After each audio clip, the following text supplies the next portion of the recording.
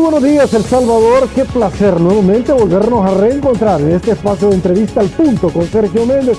Esta mañana, señores, más que imperdible, una entrevista donde estaremos con Claudia Ibáñez, presidenta de AmCham, entre otros cargos, entre otras oportunidades que ella tiene precisamente para expandir oportunidades para este país.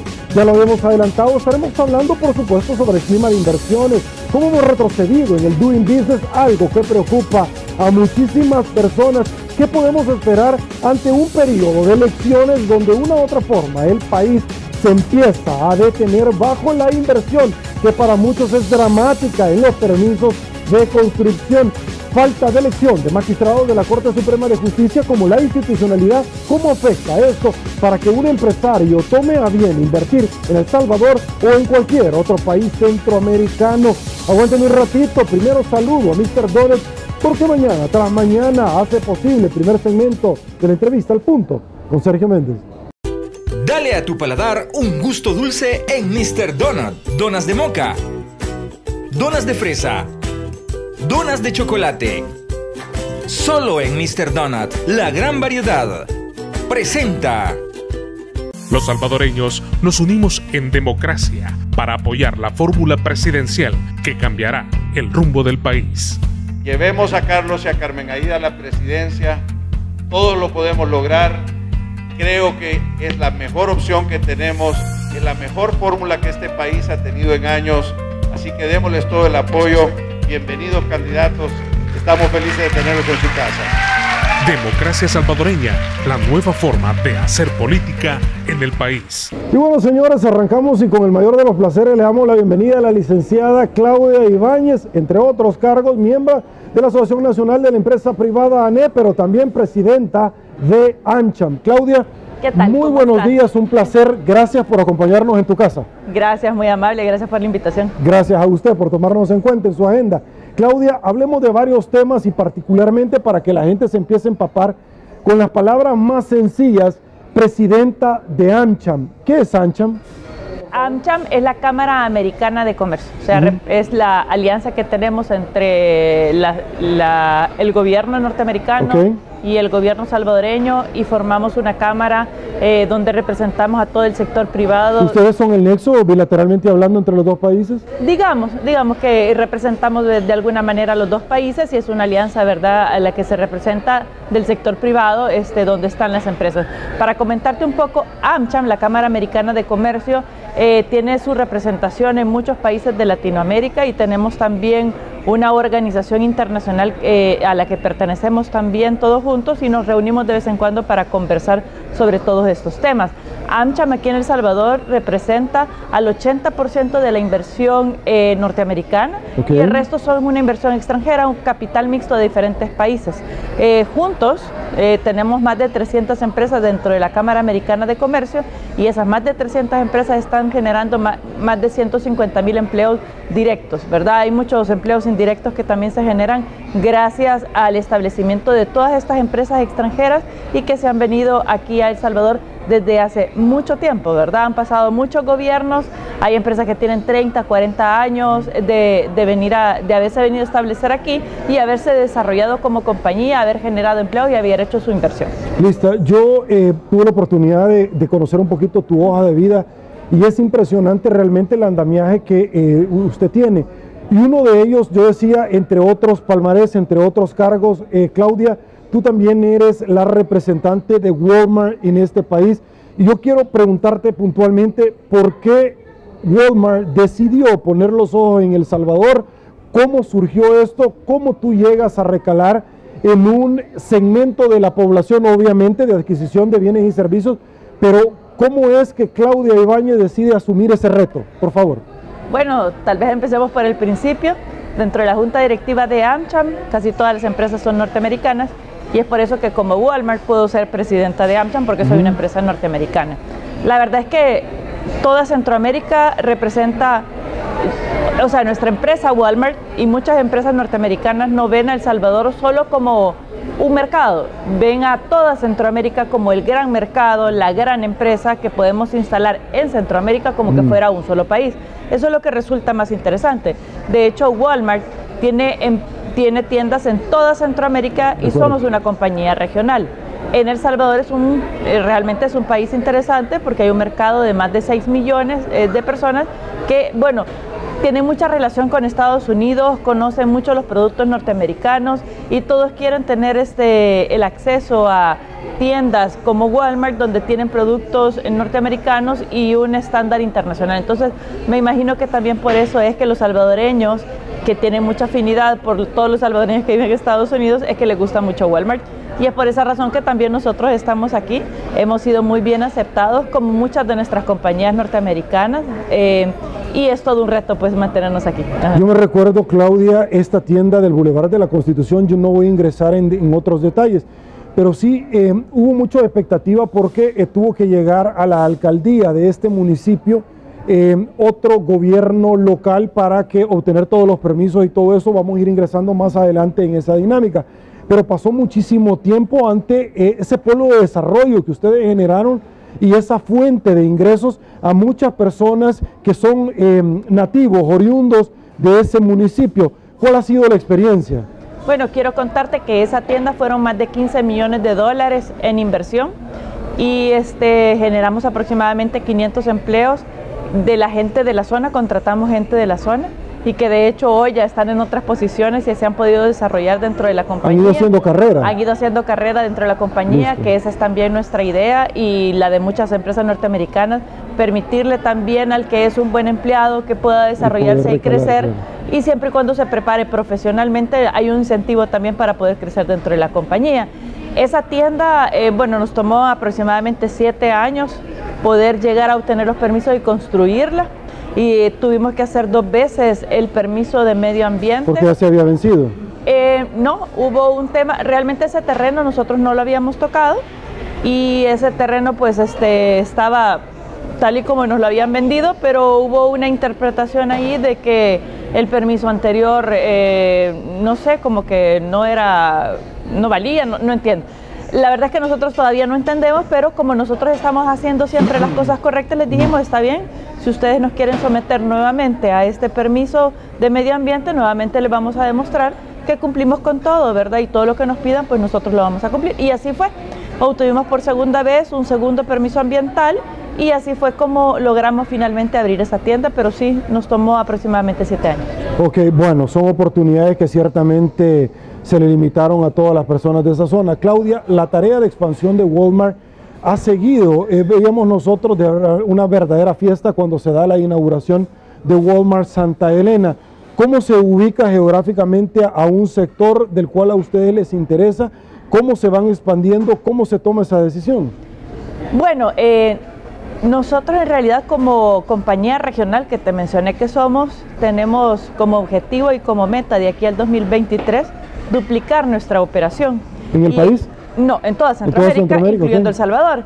Eso significa que queremos ampliar el número de tiendas para poder duplicar nuestra operación en toda Centroamérica.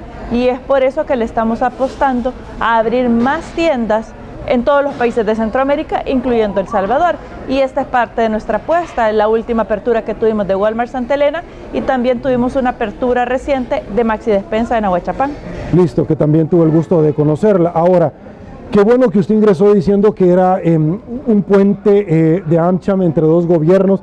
Claudia, yo he conversado con muchísimas personas y me dicen, yo quiero saber cuál es tu opinión, no se está aprovechando a cabalidad todos los beneficios que el Tratado de Libre Comercio nos ofrece El Salvador con Estados Unidos.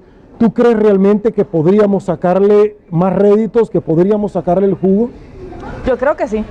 Lo que pasa es que creo que hay desconocimiento de cómo utilizar el TLC entre Estados Unidos y El Salvador. Y a veces hay desconocimiento incluso de parte de las instituciones de gobierno, aduanas, y a veces hay unas interpretaciones erróneas también de cómo utilizarlo. Hoy muchos de los productos que se incluyeron dentro del TLC pues están 0 aranceles y a veces cuando las empresas están pasando por aduanas hay una intención de quererles cobrar impuestos sobre productos que ya tienen 0 aranceles por la interpretación que se hace y ese tipo de cosas, y ahí es donde creo que todos deberíamos de tener más conocimiento para poder ampliar, ¿verdad? También la importación, exportación de los productos hacia Estados Unidos o para El Salvador y poderlo aprovechar de mejor manera. Yo creo que de todas maneras pues hay bastantes empresas norteamericanas instaladas ya en El Salvador. Hay muchas empresas norteamericanas que quisieran venir a instalarse a El Salvador, pero hay algunos impedimentos también, por ejemplo, este tema de cómo obtener permisos. Trámites administrativos. Trámites administrativos, esto que le llamamos tramitonomía, en realidad la palabra, todo el mundo dice tramitología, pero la palabra a la que en realidad se quiere referir es tramitonomía, que esto es el uso excesivo de trámites. O sea, que nunca terminan de pedirte un trámite y un documento más, y eso es lo que hace cada vez más difícil poder obtener los permisos. Yo me recuerdo, bueno, vamos a hablar, como te digo, más adelante sobre los permisos. Yo me recuerdo que la Universidad Tecnológica, para hacer el edificio maestría donde yo estaba estudiando, tardó 2 años, 5 meses para llegar a obtener los permisos a cabalidad.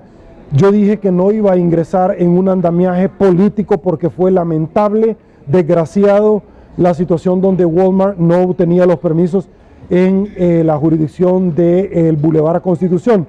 Solo lo quiero mencionar, no quiero ingresar porque para mí fue lamentable. ¿Dónde quiero ir ahorita con relación a todo lo que le estoy preguntando? Y es que hay un clima de inversión. Muchas veces yo he conversado con incluso el presidente de la ASI, la Asociación Salvadoreña de Industriales, en el cual han hecho hincapié. Por ejemplo, hemos visto al presidente de la República, y yo quiero pedirle su apreciación sobre el veto que tuvo luego de tener básicamente unanimidad sobre la ley de facilitación aduanal, y es que administrativa, perdón, que aplica también a lo aduanal. ¿Y a dónde quiero llegar con todo esto? Es que uno de los elementos distintivos era el tema de un silencio administrativo, era la facilitación que fuera más con más celeridad. ¿Cuál es su opinión de todo esto? Porque es lamentable, se presta para corrupción, para impunidad. ¿Cuál es su apreciación sobre este veto que se dio luego de un gran esfuerzo de convencer a los diputados? Bueno, antes de enfocarme en el veto, porque el veto tiene muchas cosas por detrás, yo diría, todos coincidimos en decir que queremos inversiones. ¿Y para qué queremos inversiones? Para poderle dar empleo a todos los salvadoreños.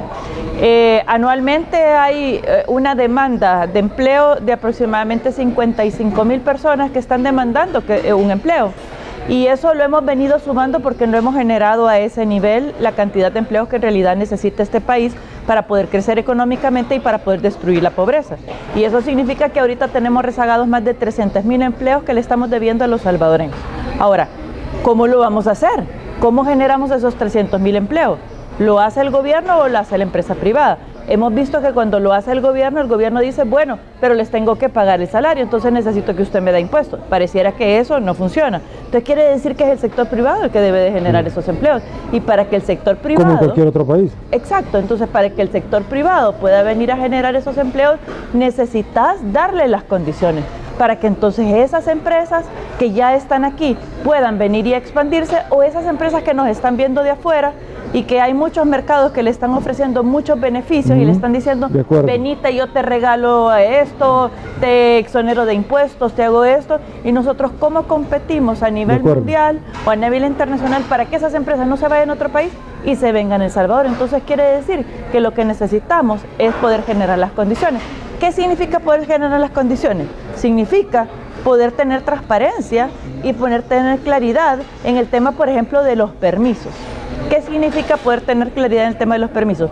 Saber que lo que dice la ley en tiempos, tú, funcionario público, tu institución de gobierno, me lo vas a cumplir. Que si la ley dice que en 2 meses me tenés que responder en 2 meses. Normalmente la ley tiene tiempos, que para mí realmente son muy largos los tiempos, pero deberían de ser más cortos, pero igual. De todas maneras, hemos hecho una investigación desde AmCham que los tiempos de ley no se están respetando. ¿Por qué? Porque hay también en la ley cierta discrecionalidad para el funcionario público para que además de pedirme todo lo que exige la ley, me pueda pedir un documento más si él lo considera necesario.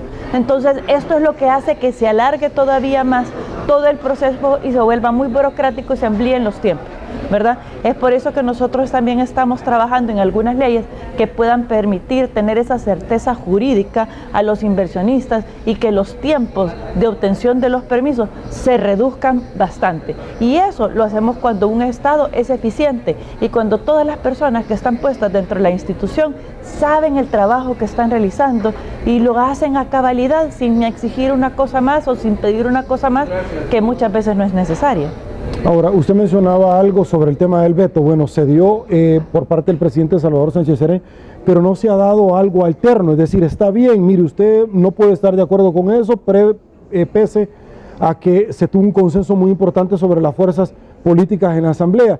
El tema es que pareciera que vemos nosotros que se está haciendo inversamente proporcional, todo para no ser un facilitador, como usted decía, porque el gobierno no está para crear empleo, o como un descerebrado mental en el pasado dijo, la famosa fábrica de empleo que solo en la casa de él se dio.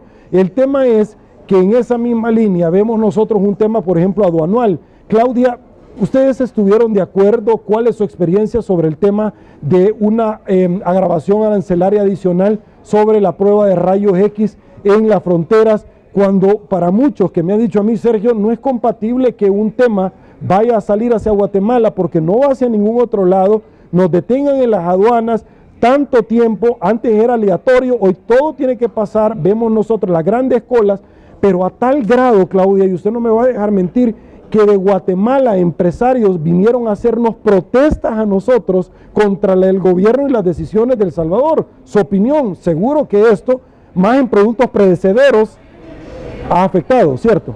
Sí, bueno, empezando por el veto, que me hizo falta responderte de ese tema. Yo creo que esto pone presión a las instituciones del gobierno y a los funcionarios públicos que tienen que responder en los tiempos adecuados. Entonces, si yo pongo un silencio administrativo o si yo tengo o promuevo una ley de simplificación, estoy obligando a que el funcionario público esté preparado, capacitado y me responda rápido y todo lo que a lo mejor tiene acumulado. O sea, tiene que venir y ver cómo hace y organizarse bien para que de manera que saque lo que nosotros decimos la burra y entonces pueda comenzar a responder en los tiempos, ¿verdad? Sabiendo que hay un silencio positivo que le puede aplicar y sabiendo que hay una ley de simplificación que le está antecediendo. Eso es uno, ¿verdad? Entonces esto pone presión y podría ser que tal vez esa sea la razón de por qué hubo un veto en ese sentido, porque realmente nosotros lo hemos analizado y no hemos terminado de entender cuál fue la razón verdadera del veto, ¿verdad? Por otro lado, yo creo que nuestras aduanas, el presidente de la ASI, cuando inauguró el Congreso Centroamericano de la Industria, lo escuché decir algo que hasta lo anoté. Decía que las carabelas de Colón caminaban a 16 kilómetros, a 18 kilómetros por hora. Y nuestros camiones por todas las fronteras de Centroamérica caminan a 16 kilómetros por hora. Y era más rápido. O sea, las carabelas de Colón eran más rápido que nuestros camiones transitando por todas nuestras fronteras. ¿Qué quiere decir también? Si tú te vas a la aduana, tú te vas a dar cuenta que en realidad estaban hechas como que eran cuellos de botella, pero que habían sido hechas así a propósito, a lo mejor en el tiempo de la colonia, para poder detener al enemigo que a lo mejor lo quería atacar al otro país. Pero es que ya no estamos en esos tiempos, entonces desde la infraestructura nosotros tenemos que venir y ampliarla y permitir que pasen libremente los camiones en todo sentido, porque hoy, por ejemplo, apenas pasa un camión, apenas pasa un carro. O sea, ese tipo de cosas ya no pueden estar pasando y debemos de modernizarnos en ese sentido. Y el otro tema es que las aduanas un día tienen que hacerse todo en línea, toda la tramitología en línea, de manera que cuando yo llego a la aduana, yo ya tengo toda la documentación que requería el otro país ingresada y enviada en línea y además revisada por el agente aduanal o por la aduana del país, de manera que cuando yo paso por allí, yo voy de paso. Paso fácil. Claro. O sea, es un paso fácil, ¿verdad? Y por otro lado tenemos algunas personas dentro de las aduanas que deberían de tener otro concepto. Yo digo un funcionario en la aduana, pero también me refiero a un funcionario en cualquier institución pública. Yo creo que cualquier funcionario hoy en día debe de entender que es más bien un facilitador y que debería de apoyar, no debería de más bien entrampar o poner más documentación de la que en realidad se requiere, porque muchas veces se dice, es que mire, es que a lo mejor me vienen a auditar, y entonces yo lo que intento hacer es cubrirme un poco más por si la auditoría viene y me revisa esto o esto. pero mire, es que en la ley no dice que usted tenga que pedir esto o esto, dice que tiene que pedir solo esto, porque me está pidiendo algo adicional. A veces son cuestiones que incluso, o sea, realmente ni siquiera tienen sentido que lo pidan. Lo otro es, por ejemplo, que nosotros quisiéramos proponer que todo se pudiera hacer simultáneamente, porque a veces el entrampamiento en la obtención de los permisos es porque si yo no tengo el primer permiso no puedo pasar al siguiente, y si no tengo entonces, pero si yo lo pudiera hacer todo al mismo tiempo podría avanzar de manera más rápida. Son parte de algunas propuestas que nosotros estamos haciendo. La famosa solvencia, bueno, la solvencia la tiene que pedir todo el mundo, ¿verdad? Y la tenés que llevar en original y no puede ser ninguna copia. Entonces, Hacienda y solvencia sí, de todo, pero, ¿verdad? De acuerdo, pero Hacienda y aduanas es lo mismo porque es una dependencia. ¿Por qué no la buscan en el sistema de una sola vez para verificar si la empresa al cual representa ese furgón y que va a pasar, en efecto ya todo está en línea y en orden y puedan ser más fluidos? Ese es otro tema, no hay conexión entre las instituciones de gobierno y eso es lo que hace también que se eleve la burocracia. Debería de haber un software interno entre todas las instituciones de gobierno con el cual se pudieran compartir información de manera de no tener que duplicar los trámites, porque a lo mejor 1, 2, 3 me lo pidieron aquí en esta institución, pero 1, 2, 3 también me lo están pidiendo en la otra institución, y entonces yo tengo que sacar no sé cuántas copias de lo mismo y hacer el trámite por no sé cuántas copias de lo mismo, cuando en realidad no se requiere, porque en realidad el gobierno central es uno. Y entonces nosotros deberíamos de pensar en modernizar todo el gobierno central de manera que llegáramos a lo que yo llamo el e-government, poder hacer todos los trámites en línea. Y de hecho tenemos ya aprobada la ley de firma electrónica, que hasta ahora no la hemos llegado a implementar y tenemos que dar esos siguientes todavía, es decir, ya está, porque yo sé que en el Ministerio de Economía el titular anterior hizo esfuerzos para esto, pero la ley está aprobada, pero no la hemos podido implementar. ¿Por qué? Me imagino que hacen falta mucho tema de inversión en software o inversión en hardware también para poder tener todo el equipo necesario, toda la gente entrenada, de manera que se sepa cómo utilizarlo. Entonces hasta ahora no lo hemos llevado a la práctica y la realidad. Nos hacen falta todos esos pasos y ojalá un día también, por ejemplo, si yo tengo que ir a los PAMS, yo ya no tenga que ir a dejar físicamente todos los planos, que yo pueda enviar los planos firmados, porque ya tengo firma electrónica y los puede enviar vía internet y que me lo reciban vía internet, o sea que todo este proceso incluso le ayudaría mucho a los que están haciendo trámites, ponete desde la Unión y que tienen que venir desde la Unión a hacer un trámite aquí a San Salvador, porque resulta que no se lo admiten si él lo envía electrónicamente. Nosotros ya tenemos que pasar a esto de hablar de todos los trámites en línea y government. Claro, Claudia, usted es una persona que ciertamente anda viajando, va a muchos países de Centroamérica, lo he podido percatar. ¿Qué le hace falta a este país? Y se lo voy a plantear así, porque usted mencionaba acerca de ciertos beneficios, prerrogativas arancelarias, estímulos fiscales para captar la inversión. Nicaragua es uno de los casos que yo particularmente lo he conocido como abogado desde mi oficina, y es que ciertamente usted inicia a articular su propia empresa, en el camino le dicen hágalo, tiene expectativas. En Nicaragua, con relación a la CEPAL, tiene un crecimiento con relación a la región muy importante. El Salvador se ha ido rezagando. A ver, son parte de los indicadores que ya vamos a ir abordando, pero ¿qué hacen estos países? Porque es evidente y susceptible de apreciación el desarrollo impresionante de Guatemala, que yo normalmente trato de ir a este país, pero ¿qué hacen estos países? ¿Qué han entendido ellos que no hemos entendido nosotros, Claudia?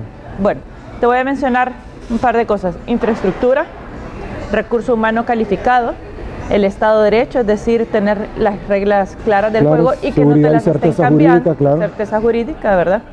Y te voy a poner algunos ejemplos. Por ejemplo, call centers.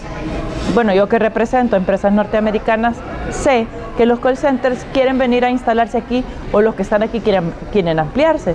No lo pueden hacer porque el recurso humano calificado es muy poco. ¿Qué significa tener un recurso humano calificado? Simplemente que sepan inglés. No les piden ningún otro tipo de experiencia y normalmente puede ser el primer trabajo para un joven. Es decir, que habían miles de trabajos para muchos jóvenes que hoy no encuentran un empleo porque a lo mejor no tienen experiencia de trabajo. Esta podría ser su primera experiencia de trabajo, este podría ser su primer empleo con el simple hecho de que supiera inglés. Pero entonces nosotros llevamos años diciendo desde AmCham que necesitamos hacer nuestro sistema educativo bilingüe. Hay otros países de Centroamérica que ya lo están haciendo y nosotros en eso nos estamos quedando atrás. Solo eso podría contribuir a que miles de jóvenes pudieran tener su primer empleo con los call centers que quieren ampliarse y que quieren estar aquí, pero no lo pueden hacer, ¿verdad? Eso es un ejemplo, ¿verdad? Entre otros que te puedo poner. Claudia, en la práctica representa una garantía, una oportunidad, un escalón para El Salvador el que estemos dolarizados. Sí representa una ventaja, hay muchas empresas que se quieren venir aquí porque estamos dolarizados, entonces eso representa como facilidad y también la ubicación geográfica. Nuestra ubicación geográfica es una ubicación privilegiada que deberíamos de poder explotar de mejor manera, pero no lo estamos haciendo. Listo, aguántenme un ratito, hago la primera pausa, esto es Al Punto con Sergio Méndez, volvemos.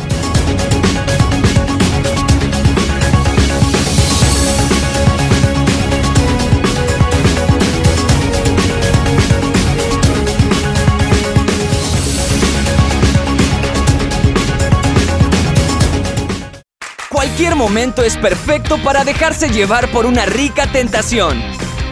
¡Nieves! Puede venir en muchísimos sabores. Banana hawaiana. Tan natural como la fruta. Banana split. Increíbles mezclas. Cake helado. Cappuccino. Hay una gran variedad de especialidades. Sundays. Puedes escoger la que más te guste. Y disfruta una tentación bien helada. Boston Premium Ice Cream.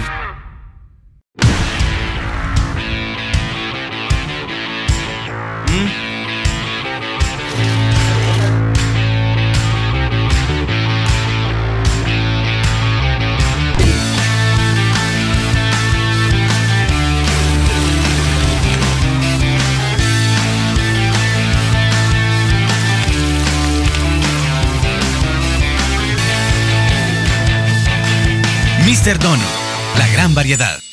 Los salvadoreños nos unimos en democracia para apoyar la fórmula presidencial que cambiará el rumbo del país.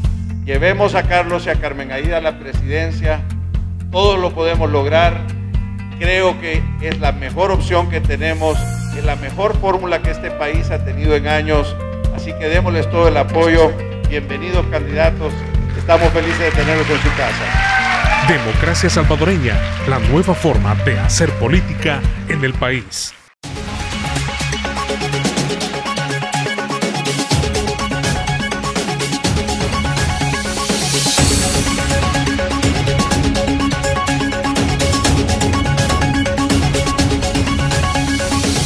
Estamos de regreso, mil gracias El Salvador. Seguimos conversando con la licenciada Claudia Ibáñez, quien es presidenta, entre otras instituciones, de AmCham, miembro de la Cámara de la Asociación Nacional de la Empresa Privada. Claudia, hay varios indicadores y de pronto un indicador que ha sido como muy lamentable es entre los países más corruptos. El Salvador se encuentra en una categoría nada deseable, y es que el tema de la corrupción, de la impunidad, encuentra un asidero precisamente en la tramitología que nosotros, porque se le brinda una oportunidad cuando se van rezagando estos términos. ¿Ustedes han sentido desde esta institución un combate directo, frontal y enérgico con el tema de la corrupción? Le planteo, estuve la semana pasada conversando con una empresa muy fuerte en temas de metales de nuestro país, y me decían: Sergio, nosotros tuvimos férreamente, me lo compartía él, que oponernos a ciertas mordidas, como se dice en el caló popular, a ciertas cantidades de dinero que en Guatemala nos pedían allá en el tema de la frontera. Luego, a la vuelta de los años, nos ocuparon como un referente, sí, pero cuando vino el caso de la línea, donde la CICIG tuvo que intervenir, tuvo que desmontar. ¿Ustedes han podido percibir la corrupción en El Salvador o en Centroamérica? Bueno, quiero comentarte, esta mañana justo estuve con una persona de las Naciones Unidas abordando este tema y comentando también que las empresas norteamericanas y las empresas extranjeras que pertenecen a AmCham tienen una serie de reglamentos y políticas internacionales a las que tienen que respetar y que son muy estrictas. Y es por eso que nuestras empresas, mientras no se hagan las cosas correctas, no vamos a poder avanzar. y muchas veces esa es la razón por la que nosotros vamos un poco más lento y a lo mejor otras empresas van un poco más rápido. Yo diría que en general, si ninguna empresa se prestara a la corrupción, los funcionarios públicos ya no estarían dispuestos, ya no tendrían la más mínima intención de querer venir a corromper a una empresa en el medio de la tramitología. Te diría también que los vacíos que tenemos actualmente en la ley permiten cierta discrecionalidad al funcionario público para que pueda pedir otra documentación que no es requerida en un listado dentro de la ley, y eso de alguna manera ayuda a la corrupción. El funcionario debería de respetar los tiempos y debería de respetar la documentación. A veces hay indicios de corrupción cuando a ti te están alargando demasiado un trámite y estás viendo que tú ya entregaste todo, que tú ya respondiste todo y te siguen haciendo observaciones extrañas e ilógicas sobre una tramitología que realmente ni siquiera la ley lo requiere. Entonces, pues a veces lo que necesitamos hacer es ser un poco más fuertes, y nosotros, por ejemplo, y muchas de nuestras empresas ya han tenido que recurrir a la ley, ¿verdad? Y poner una demanda o exigir sus derechos o incluso pedirle al funcionario por escrito que respete los tiempos de ley o que respete también la documentación que exige la ley y que no me pida nada más. Pero actualmente, y eso es algo que debemos de cambiar, la ley a ciertos funcionarios, a ciertas instituciones de gobierno sí les permite ser un poco más discrecionales. Por ejemplo, los que son inspectores, los que llegan a las plantas a hacer inspecciones, tienen cierta discrecionalidad de poder hacerte muchas observaciones porque no hay nada regulado actualmente dentro de la ley que los restrinja a pedir solamente esto y no más.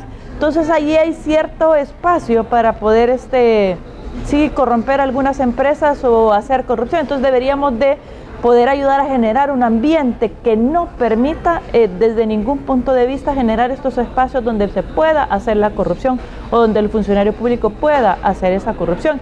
Y una de las formas de cómo poder hacerlo es poder hacer todos los trámites en línea, porque cuando yo puedo hacer la corrupción es cuando yo te tengo a ti enfrente y enfrente te puedo hablar y parafrasear algo más. Si tú no me ves y lo que hay por medio es una computadora, tú tenés que simplemente cumplir con lo que dice la ley, exigir los documentos que exige la ley y no más, porque no conoces al que está del otro lado y no sabes cuáles son sus expresiones, no sabes si puedes pedirle algo, no puedes pedirle algo. Entonces, esto es parte del paso que deberíamos de dar como país para poder romper con la corrupción, para poder facilitar todo el tema de trámites, de obtención de trámites, y para poder entonces reducir los tiempos de obtención de trámites, y eso nos permitiría poder ayudar a generar inversiones, poder atraer inversiones y que las inversionistas que ya están aquí puedan ampliar sus inversiones y generar entonces más empleos para los salvadores. Esos empleos de los que tanto hablamos,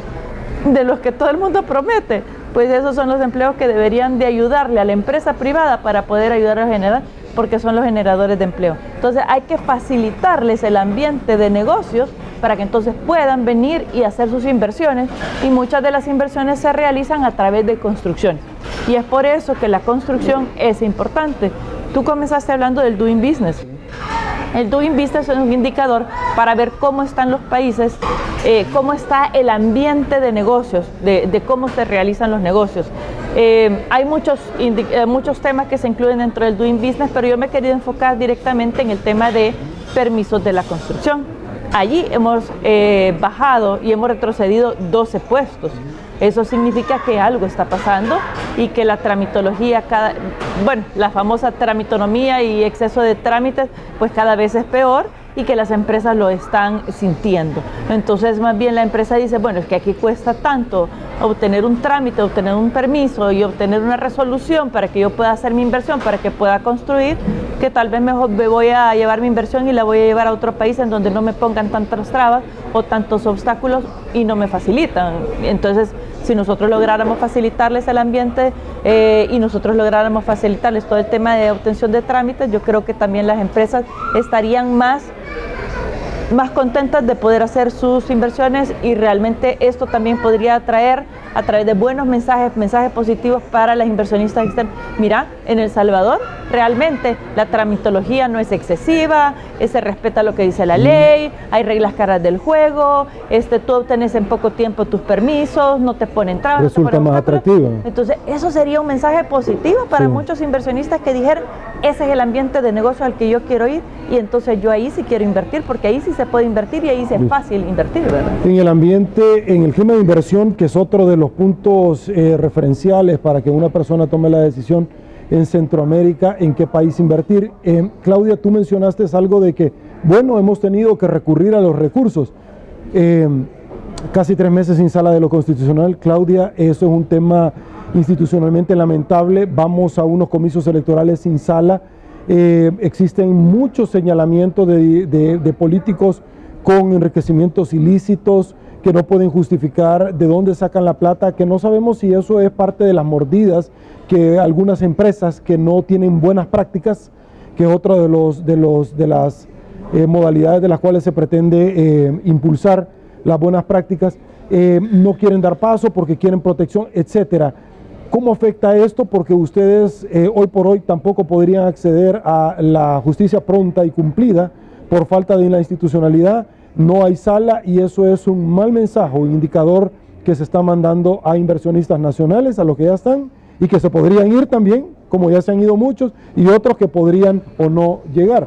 ¿Su opinión? Mira, yo te quiero mencionar que hay muchas empresas que pertenecen a AmCham que sí han hecho uso de estos recursos. Son recursos de revisión, sí, correcto. No tenés que llegar a la sala de lo constitucional, son recursos de amparo, recursos de demanda. Con todos estos no tenés que llegar a la sala de lo constitucional. Yo te diría que en la mayoría de los casos las instituciones de gobierno los han revisado y han respondido, porque la ley también les exige responder. Pero cuando no se te respetan esos derechos, ¿verdad? O cuando no se te respetan los tiempos, o cuando no te resuelven estas demandas o estos recursos, entonces sí tenés que ir a recurrir a una sala de lo constitucional. Y realmente es un mensaje muy negativo para los inversionistas el que se hayan tardado más de 3 meses en elegir una sala de lo constitucional y que pronto estemos a puertas de las elecciones y no haya sala de lo constitucional. Es un mensaje muy negativo y tú me comentabas, pues sí, a mí me toca viajar y en países más avanzados, más desarrollados, este tipo de cosas. Que seguro que cuando tú lo comentas no se lo creen. No se lo creen. Todos me preguntan, pero ¿cómo así? ¿Y cómo ha pasado eso? Y no se lo pueden creer, ¿verdad? Pero el tema legal en otros países es muy importante y se respeta muchísimo, y estos temas de la sala de lo constitucional no son temas que resultan ser juego y no son temas que se discuten en otros países mucho más desarrollados. A eso es lo que deberíamos de aspirar, a poder llegar a ser como esos países desarrollados. Hay otra sala que también se tiene incidencia sobre estos procesos administrativos, como es la sala de lo contencioso administrativo. Esta sala tiene una ley aprobada novedosa, que es mucho más rápida para poder responder, tiene la modalidad del silencio administrativo, es mucho más rápida y parecería quizás como una incongruencia, una antítesis, porque de pronto tenemos un carro con una llanta, porque la otra, la ley de simplificación administrativa no se aprobó, la firma electrónica sí, pero no se puede implementar. Es decir, es como que un niño le diga a la mamá, mamá, quiero ver la televisión, sí, pero no la encendás. Entonces, para efectos prácticos no me sirve absolutamente de nada, o el carro sin gasolina. Es decir, como que queremos avanzar en algo, pero de pronto jalar la carreta es bien complicado. Estos son intereses económicos, políticos o estructuras mentales arcaicas, Claudia. Bueno, si te referís a la ley de procedimientos administrativos. Sí, que no, es decir, como que no hay como un compromiso político para sacar adelante, es decir, sacar este buey de la barranca. A mí me encanta hablar así, parafraseando sobre el calor popular. Te diría, bueno, si hablamos de la ley de procedimientos administrativos, nos tardamos casi 20 años en poder llegar a aprobarlo cuando otros países ya la tenían aprobada. Ahora, lo importante es que ya que la tenemos, hagamos uso de ella, y esto también va a poner presión, porque también las empresas a veces tenemos que hacer uso de estos recursos, y hay algunos que no lo quieren hacer, pero sí debemos de hacer uso de los recursos, también para que el Estado funcione en ese sentido. Ahora, lo que yo entiendo también es, sí tenemos ahí esa ley, pero hay mucho trabajo atrasado en muchas de estas salas de lo constitucional, administrativo y todos esos. Entonces necesitan poder tener los recursos humanos, equipo técnico y equipo de software, hardware y todo esto, para poder entonces llegar a responder a la demanda de lo que significa llegar a tener implementada la ley de procedimientos administrativos. Pero entonces eso nos lleva a otro tema.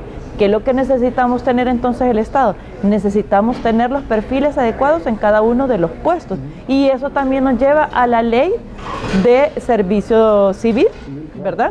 Que entonces la ley de servicio civil, ¿qué es lo que exige? Exige lo que tienen otros países desarrollados, que el funcionario que está sentado ahí tiene la de idoneidad para poder sentarse en ese lugar y para poder responder a las preguntas, a los permisos, solucionar rápidamente. Eso también es lo que está pasando, ¿verdad? Entonces es como una cadenita, una cosa trae la otra. Ok, esta ley pone un poco de presión sobre el gobierno para que ellos funcionen. Y ellos dicen, yo no tengo los recursos adecuados. Ok, no tenés los recursos adecuados, pero también es porque a lo mejor el Estado no hace un uso eficiente también de los recursos que le entran, que ya nosotros como empresa privada y que estamos dentro de la formalidad, ya tenemos que pagar más de 40 impuestos, ¿verdad? Y ahí más del 70% que están dentro de la informalidad. Tener más impuestos y toda esta burocracia también genera más informalidad. Deberíamos de intentar también que todos esos informales se sumen a la formalidad para que también nos sumemos a la presión y que tengamos a las personas adecuadas. Entonces hay otra presión también, además de haber aprobado la ley de procedimientos administrativos, también deberíamos de aprobar la ley del servicio civil. Bueno, y la ley de la ley de la función pública. Perdón, esa es, ¿verdad? La ley de la función pública, pero creo que están unidos, correcto, sí. Correcto, y que lo tenemos ahí, Claudia. Hay varios temas que es imposible que tú me acompañes y que yo no hable contigo. Uno de ellos, por supuesto, es el tema de la migración. Y quiero traerlo a colación porque usted representa a muchas instituciones muy importantes en este país y fuera de este país. ¿Cuál es su opinión? Vimos nosotros que de Guatemala, Honduras y El Salvador partieron oleadas sucesivas de migración con destino hacia este país del norte, Estados Unidos. A muchísimos nos llamó la atención, hace poco fueron las elecciones del ente bicameral en Estados Unidos. Donald Trump gana un espacio muy importante en la administración. Hay más de 100 mujeres ya en el Senado, algo que es destacable y que es importante. También mucha más presencia de latino, etcétera. También un ausentismo en las votaciones grandísimo de latinos, que también me llamó muchísimo la atención y que es importante. Sin embargo, estas migraciones son todos los años y hay que ser honrados y hay que decirlo. Lo que pasa es que nunca habían estado tan bien organizados, se amplificó este tema y se relacionaba de una u otra forma con temas políticos como bajarle volumen al tema de Daniel Ortega en Nicaragua y las elecciones en Estados Unidos. Es imposible, como usted representante de empresas tan importantes estadounidenses, yo no le hago esta pregunta. ¿Cuál es su lectura? ¿Qué opina?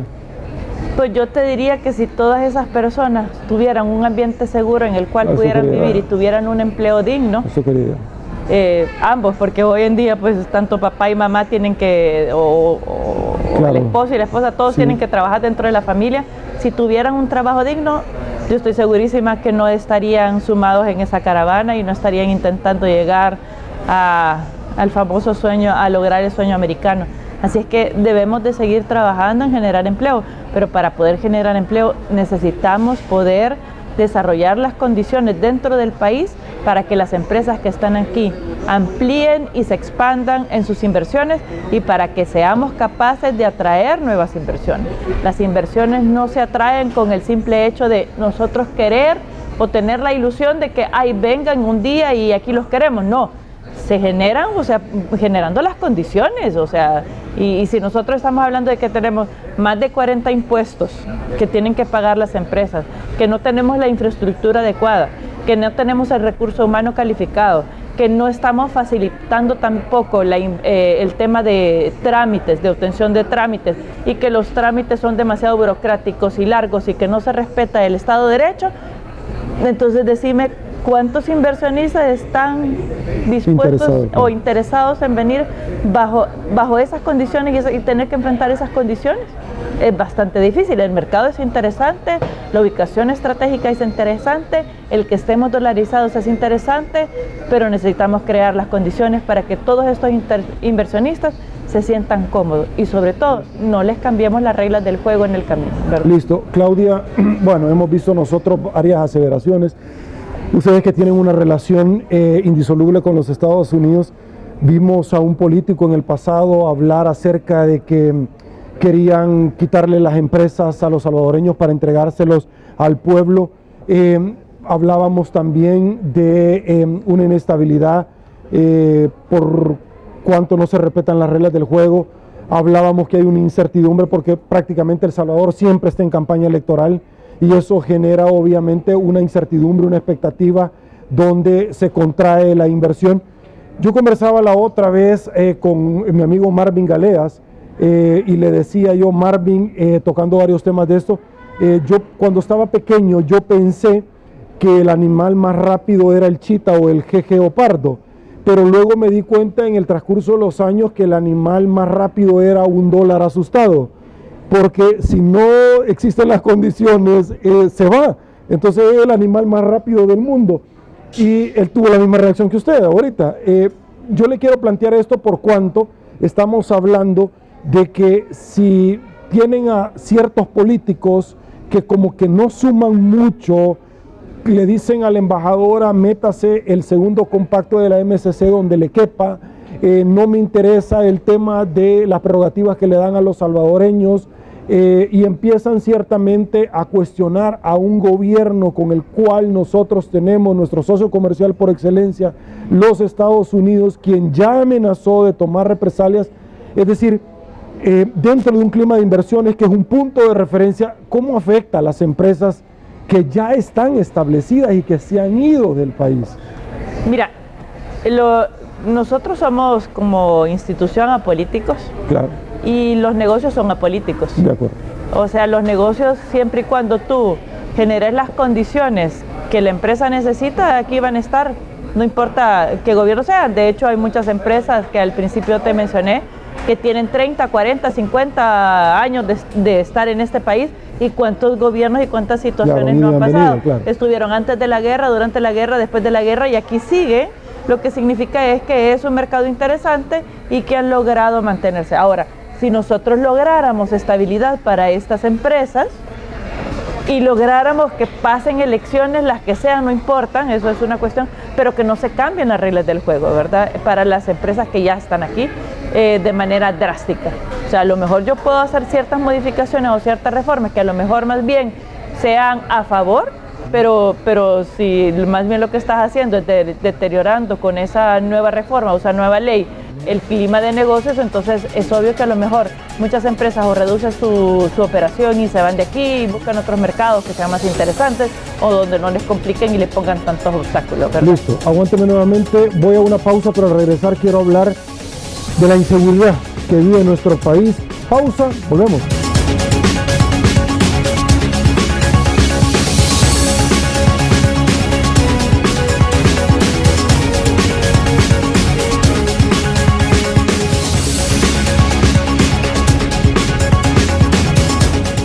Los salvadoreños nos unimos en democracia para apoyar la fórmula presidencial que cambiará el rumbo del país.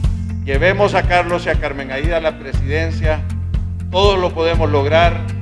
Creo que es la mejor opción que tenemos, es la mejor fórmula que este país ha tenido en años, así que démosles todo el apoyo. Bienvenidos candidatos, estamos felices de tenerlos en su casa. Democracia salvadoreña, la nueva forma de hacer política en el país.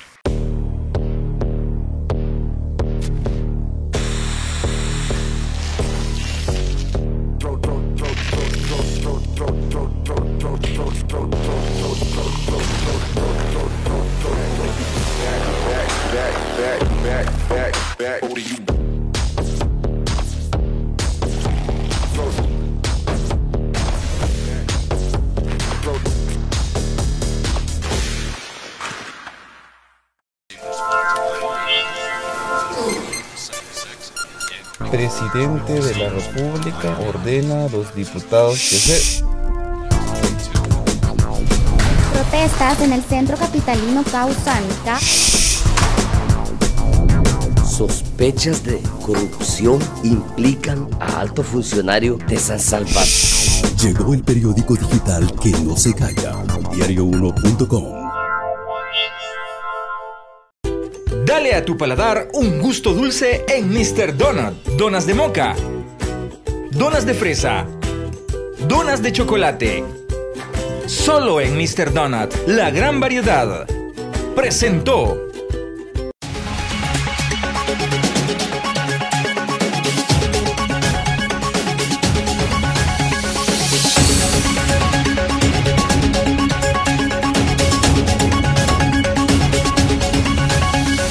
Estamos de regreso, mil gracias El Salvador. Claudia ya lo había adelantado antes de la pausa publicitaria. El tema de la delincuencia que azota nuestro país es lamentable. He tenido la oportunidad de conversar con varios empresarios, uno del transporte público de pasajeros, y es impresentable la cantidad de millones que tienen que erogar año con año en diferentes rubros para pagar la renta, porque se miran asediados, porque ya hablamos obviamente de la corrupción, de la impunidad. Este es otro segmento, porque de lo contrario arremeten contra la vida de cualquiera de sus empleados. ¿De qué manera esto ha afectado a las empresas de las cuales usted dignamente representa? Bueno, definitivamente eleva los costos de poder operar aquí, ¿verdad? Porque ya necesitas tener mucho más guardias de los que tenías, a lo mejor duplicarlos.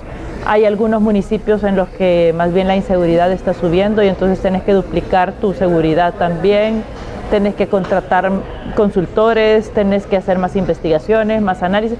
Todo eso te eleva los costos de poder operar en nuestro país y en países como los que hay en Centroamérica, porque este tema de inseguridad es una situación particular de El Salvador, pero también se da en los otros países de Centroamérica. Ahora, yo te digo nuevamente, si buscáramos el antídoto para la inseguridad y para poder atacar el tema de las pandillas, para mí sigue siendo el antídoto la generación de empleo. Yo creo que si estos muchachos que ahora están en las pandillas tuvieran un empleo digno y hubiera suficiente para ofrecerles también a ellos, no estarían a lo mejor en las pandillas, excepto a lo mejor algunas personas que ya están muy involucrados a lo mejor en este tema y tú no los puedes rescatar. Pero yo diría que en general el antídoto, incluso para que estos muchachos no estén dentro de las pandillas, es que puedan tener un empleo digno. Pero ¿quién les va a dar ese empleo digno? Ahí es donde necesitamos nuevamente venir a hablar de cómo atraer las inversiones o cómo expandir las inversiones de los que ya estamos aquí. Ok, uno de los elementos que me llamó muchísimo la atención es lo que ustedes generaron, Claudia, con los candidatos a la presidencia de la República. Y es importante por cuanto que estos se presenten ante empresarios, ante personas técnicamente muy preparados y que los convenzan ambas fórmulas. Entiendo que arrancaron ustedes con la fórmula de Nuevas Ideas, luego fue con la fórmula del Partido Tricolor y la unidad que tienen de varios partidos, luego con Hugo Martínez, que es del FMLN, y Karina Sosa, y viene todavía don Josué Alvarado con Vamos. Entiendo que es así. ¿Cuál es su opinión? ¿Qué les ha parecido? Porque lo que los salvadoreños ya no queremos es que vengan con una carta interminable al niño Dios, es decir, que me digan voy a hacer esto, lo sí, pero explíqueme en su sano juicio cómo lo va a hacer, cómo va a generar esto, cómo va a terminar con lo otro, de dónde va a sacar la plata, si debemos esto, qué es lo que usted va a hacer, y que ya no vengan con romanticismo. Claudia, ¿cuál es la percepción de ustedes luego de escuchar las diferentes propuestas, si llevaron propuestas y si esto es viable? Bueno, sí, efectivamente nosotros solemos hacer este tipo de cosas y escuchar a los candidatos, lo hemos hecho durante esta elección que viene y las anteriores también. Nuestra intención es conocer cuáles son las propuestas que ellos tienen, pues para poder revisar y analizar escenarios de si ganara uno u otro candidato. Como normalmente no llevan las propuestas que nosotros queremos escuchar, lo que hemos hecho más bien es decirles lo que nosotros necesitamos como empresarios, en lo que necesitamos, en lo que ellos trabajen, para que nosotros podamos tener un mejor ambiente de negocio y entonces sí podamos invertir. Entonces más bien aprovechamos para escucharlos y saber cuáles son sus propuestas y cuáles son sus tendencias como candidato y qué haría si llegara a ser presidente, pero también tenemos una presentación para decirle, mire, esto es lo que nosotros queremos, por favor trabajemos juntos para que podamos generar un mejor ambiente de negocios y podamos entonces traer más inversiones y expandir las inversiones y generar empleo para los salvadoreños. Ahora, en el tema de combate a la delincuencia, que es un rubro que particularmente estoy esperando al momento de que ellos vayan a hacer una presentación oficial de las propuestas, usted decía, mire, yo creo que la punta de lanza de todo esto es un tema de educación, de invertir en esto, de generar dentro del Producto Interno Bruto un mayor porcentaje, algo que a título personal yo lo he escuchado una gran cantidad de veces de una gran cantidad de gente como palabras románticas cuando alguien se está cuenteando a la novia y al final no llega a un feliz término.